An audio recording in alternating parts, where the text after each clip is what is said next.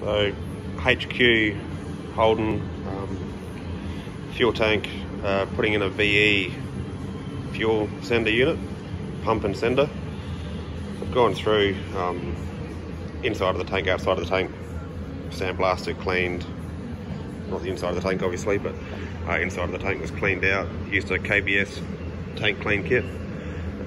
This is just a raceworks fuel pump assembly. Got that through TI Performance. Have modified it quite a bit. You can see in there what's left of the KBS tank coating kit, just so I can seal up around where I welded in the top ring. Now the top pump assembly, modify the float, standard VE float. I'm running an auto meter dash, so this is going to be able to work with that. So it's a nice short arm, works perfectly for the height of the fuel tank. Module itself, modified that, got a Aeroflow fuel pump in that. I'll just grab the part number for that.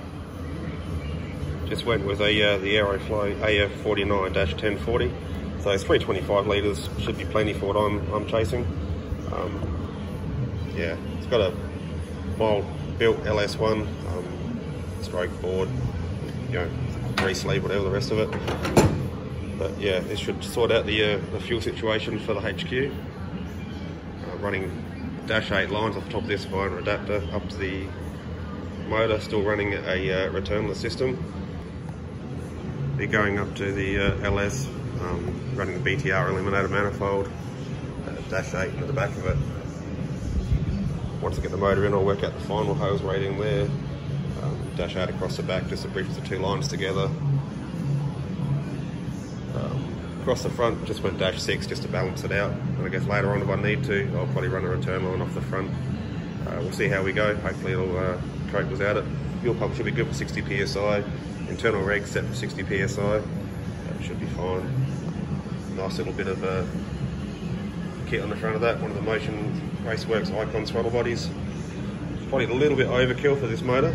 Motor's going to be peaking out around 7.5 to 8, which is really where this manifold wants to sing, but it does look a bit cooler than the standard ones.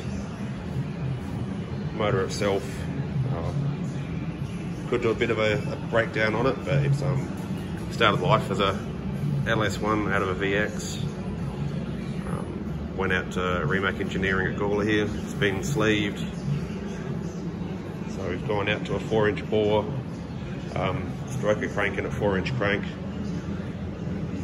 We've got eagle crank in it. We've got some Manly rods, forged male pistons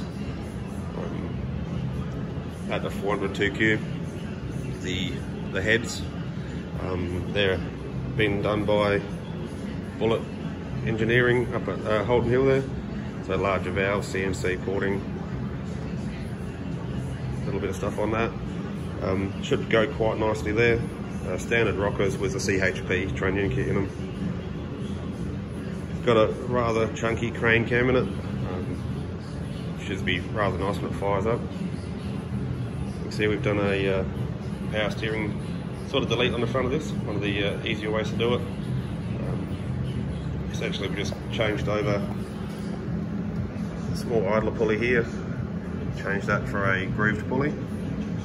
The offset is slightly different. I've just changed the bearing in it and put a wider bearing just to compete. So it still has full support on it. Some people just run the standard bearing and put a washer behind it, but that just lets me keeps the belt nice and centered. Does seem to work quite nicely. Lets me retain the factory tensioner. I'll find out how well that holds together. Hopefully it works quite well. Belt number there if anyone wants to copy that. Yeah.